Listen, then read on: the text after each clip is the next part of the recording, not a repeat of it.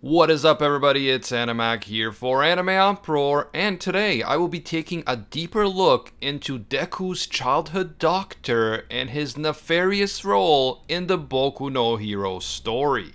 About a year and a half ago, I made a video about Deku's doctor, and in that video I presented a theory that Deku's doctor might actually be a villain who works for All for One. Since that time, a lot has happened in the manga, and we have gotten a lot more shocking information about this doctor. I actually saw quite a few comments asking me for an updated video about the doctor based on the huge manga developments. I definitely read the comments and I appreciate your feedback, so in this video I will be doing exactly that. I will break down everything we know so far about this mysterious doctor, and I will explain why he could be an even more devious and sinister figure than it appears at first glance. If you enjoyed the Boku no Hero content here on the channel and you want us to keep it going, please leave a like to let me know. And if you happen to be new to AnimeUproar, please don't forget to subscribe and hit that notification bell to turn on all notifications. The way that YouTube works now, if you don't go through the trouble of hitting the bell and selecting the option for all notifications, you're gonna miss a lot of our videos. You can also hit me up on Twitter and Instagram at AnimeUproar for all the latest Boku no Hero news and updates.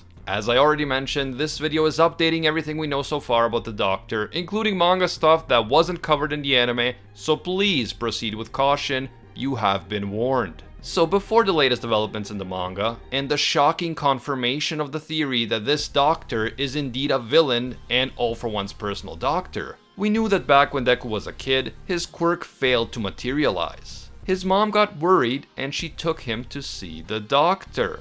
And this doctor, whose surname is apparently Tsubasa according to the official MHA character book, went on to explain to Deku and his mother that Deku has two joints on his pinky toe. The second joint on his pinky toe has become unnecessary for humans because they no longer need to use it, and the people who are born without the extra joint are considered to be the next stage of human evolution. They are also the people who have gone on to manifest quirks.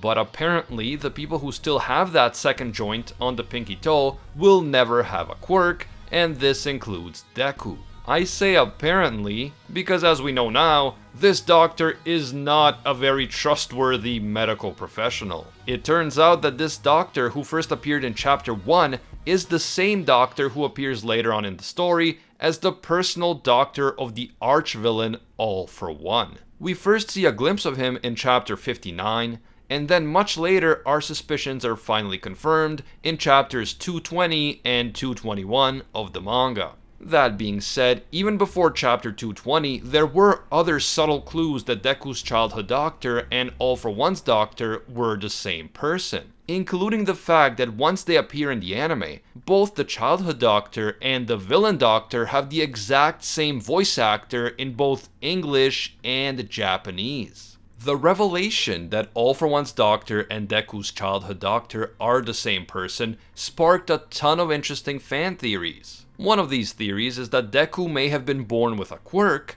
but the doctor stole his quirk in order to give it to All for One and then lied to Deku. Maybe even showed him a fake X-ray in order to make Deku think that he never had a quirk in the first place. Another theory is that this doctor turns the children that he treats in his medical practice into the Nomu artificial humans. According to the character book, this doctor shares the same surname, Tsubasa, as the boy with wings who used to hang out with Bakugo back when Bakugo and Deku were still just kids. In fact, the doctor is apparently this boy's grandfather, and in the past, Horikoshi used sketches to hint at the fact that the winged boy is directly connected to the winged Nomu who would go on to grab Deku during the Stain arc. This led many to speculate that the doctor is turning children into Nomu, and that he even turned his own grandson into the winged Nomu. And while this is definitely possible, it is not yet confirmed, so I don't want to jump the gun because there are other possibilities as well, and I will get to those possibilities later on in this video. When he introduces himself to Shigaraki and the rest of the League of Villains, the Doctor uses the alias Daruma Ujiko. At this point, we realize that the person who has been using that gross sludge teleportation quirk in order to help All for One in the past has been the Doctor himself. He is Ujiko. When he finally meets with Shigaraki face to face, the doctor expresses disappointment in him, explaining that All For One designated Shigaraki as his successor, but Shigaraki has not done anything that would justify All For One's confidence. It is also important to note that once the League meets the Doctor inside his lair, they notice that many high-end Nomu are located inside his laboratory. However, the Doctor explains that none of these Nomu are ready for testing and he cannot finalize the production of more high-end Nomu without the help of All For One. And of course we know that All For One is currently indisposed as he is incarcerated inside the super maximum security Tartarus prison. According to the My Hero Academia official character book 2, in his day job as a doctor, Ujiko or Tsubasa, however you want to call him, apparently runs multiple orphanages and clinics. Knowing what we know now about what Ujiko does in his spare time, it is likely that he uses the children in his orphanages and clinics for some type of Nomu experimentation. He may steal the children's quirks, he may duplicate their quirks, or he may even turn the children into Nomu themselves. Now that would be a pretty damn dark and tragic twist if true, turning innocent children into mindless beasts of destruction. We are not sure what exactly Ujiko is doing with the children in his care because there are several ways that Ujiko's quirk research could operate. He could be using All For One's quirk to outright steal other people's quirks, just like All For One stole the quirk of the hero Ragdoll. He could also be turning the children into Nomu and giving them multiple quirks at once with the help of All For One. Or he could be somehow duplicating the quirks of the children and then giving the duplicate quirk to the Nomu while still allowing the original owner of the quirk to keep using it. The original owner may not even be aware that their quirk was duplicated. In the past, I theorized that Ujiko might be duplicating quirks back when I read chapter 185. The high-end Nomu known as Hood appeared to possess the exact same muscle augmentation quirk as the villain Muscular, along with several other quirks. Since we know that back when Muscular was arrested and sent to Tartarus prison, he still had his quirk, it doesn't appear that Ujiko would have had the opportunity to steal it. Therefore, it is possible that at some point before Muscular was arrested, Ujiko was able to somehow copy his quirk and then give it to the high-end Nomu while still allowing Muscular to keep his own quirk. But now you may be wondering, if this doctor can just duplicate the quirks of villains, then what's with his interest in children? Isn't experimenting on children and potentially even turning them into Nomu unnecessarily cruel, even for a villain? There are so many adults out there that he could be using for his experiments instead of innocent children. But there is actually a reason why Ujiko is interested in children in particular, and that reason has to do with Quirk Singularity. We've gotten hints about this before, but in chapter 246 we learned that Ujiko ascribes to the school of thought known as the Quirk Singularity. In fact, Ujiko claims that he came up with the entire concept in the first place. Quirk Singularity refers to the idea that as new generations of quirk users are born, the quirks that the children are born with are becoming stronger and stronger with each passing generation as different powerful quirks mix together to create even more powerful quirks. We will eventually get to a point at which the quirks that the user manifests will be too strong for him and her to control. As Ujiko puts it, the memory will exceed the hardware, meaning that the power of the quirk will exceed the capabilities of the quirk's user's body. According to Ujiko, this has already been happening since the 4th generation of quirk users, and a great example of this quirk singularity phenomenon is of course Eri. At a very young age, she manifested an incredibly powerful quirk, Rewind, but she was unable to control it. And as a result, she accidentally rewound her own father out of existence. Ujiko believes that as more and more quirks continue to mix, this type of phenomenon will become increasingly common and eventually chaos will ensue. And that brings us back to why Ujiko would be specifically targeting the quirks of children. If we accept the logic of the quirk singularity concept, then it stands to reason that children, the newest generation, will have the strongest and most advanced quirks. So if Ujiko is going to steal or copy quirks so that he can later use them for the Nomu or give them to All For One, it makes perfect sense for him to go after the quirks of children. That is how a young Deku ended up visiting the same doctor who just happened to be the personal doctor of All For One. It was no coincidence. That said, there is no evidence that Deku had a quirk which was stolen by Ujiko without Deku realizing it. It is possible that Deku really didn't have a quirk and Ujiko was telling the truth, but it isn't impossible that a manipulator like Ujiko could have lied to Deku while secretly stealing his quirk and using a doctored X-ray to cover his tracks. Get it? Doctored?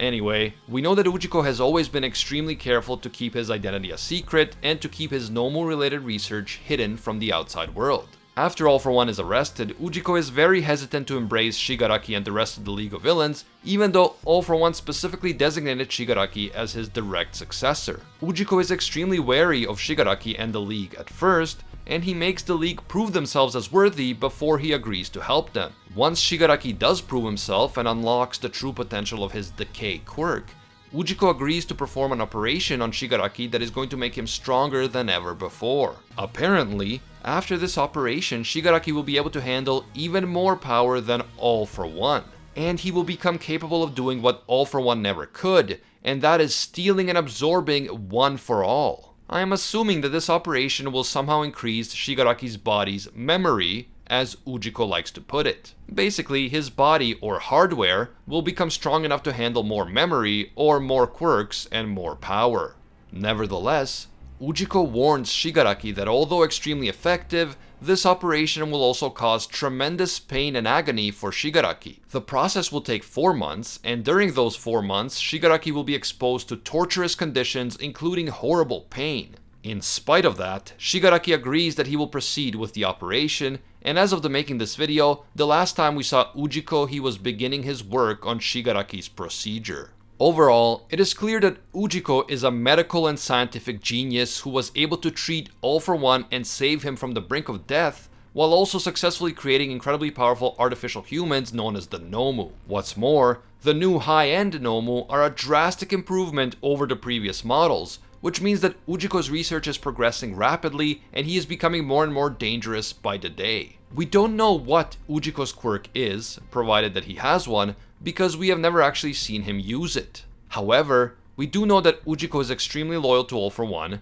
that he is dedicated to his research, and that he doesn't hesitate to do immoral or even outright evil things if he feels that this will benefit the cause of his research. It is unclear what exactly Ujiko's motivations are, although his life offers us some important clues for why he is doing the things he is doing. Perhaps Ujiko is just loyal to All For One and he will do anything to make his boss happy, including kidnapping children, experimenting on innocent people, and destroying the entire hero society. But I suspect that there is more to Ujiko's motivations than just that. We know that Ujiko was apparently the first person to bring up the concept of Quirk Singularity, but no one took him seriously except for All For One. I think that Ujiko's true motivations may be directly connected to his Quirk Singularity theory. If Ujiko really believes that Quirk Singularity is a serious problem, then he must believe that if things stay as they are, then all of society will eventually collapse. Since no one is taking his ideas seriously, no one else is going to take steps to protect society from the chaos of Quirk Singularity. So in a few years or in a few generations, quirks are going to manifest that are unbelievably powerful and impossible to control. This could cause mass destruction, carnage, and death on a global scale,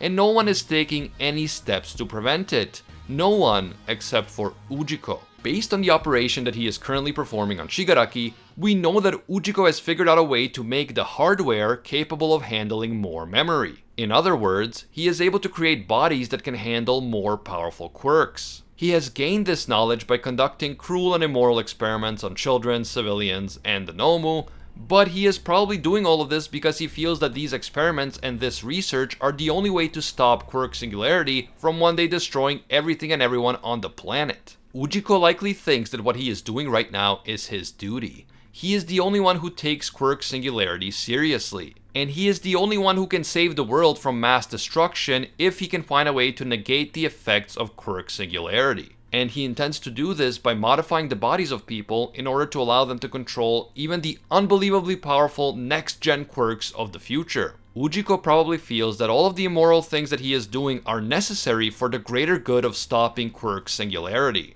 After all, what are a few dozen or even a few hundred innocent victims if the survival of all of humanity is at stake? If Ujiko believes that his experiments are the only thing that can save humans from Quirk Singularity, then it becomes easier to see how a mad scientist like him might have concluded that the ends justify the means, and that his cruel experiments are justified because they are the only way to prevent the destruction of all of humanity. We don't know for sure what Ujiko's true intentions and motivations are, but this idea of Quirk Singularity and the goal of modifying bodies in order to make them capable of handling more power is definitely my best guess at this point in time. But let me know what you guys think. Why did Deku's childhood doctor become a villain, and what are his true motivations? Also, do you think that the doctor secretly stole Deku's real quirk without Deku even realizing it?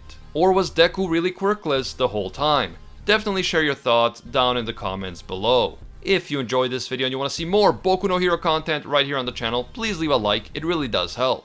And if you happen to be new to AnimeUproar, don't forget to subscribe and hit that notification bell to turn on all notifications. You could also hit me up on Twitter and Instagram at AnimeUproar. I want to give a big thank you to all of our AnimeUproar patrons who make videos like this one possible. Special thank you to all of our Pro Hero tier patrons, including the one and only Gilgamesh, Nothing But a Fan, Jason Wilson, King Zeldris, Angel Cruz, Steelers, Poet Pablo, Atropos Wraith, Viridala Beat, Ekarot GN, Anatoly Kazatsky, DJ Nathaniel, and Alpha Dio. And I can't forget the ones that rise above all other clans. A massive thank you to all of our The One tier patrons, including Ingrata, Alolanatum, Matty Mac, Makota-kun, and ya boy Seth. If you enjoy our videos and you think that they add some value to your life, consider supporting us on Patreon. Even a single dollar will give you access to our patron exclusive Discord, and your name will appear in our videos along with these amazing people. As always, thank you guys so much for watching, and until next time, see ya, Space Cowboys.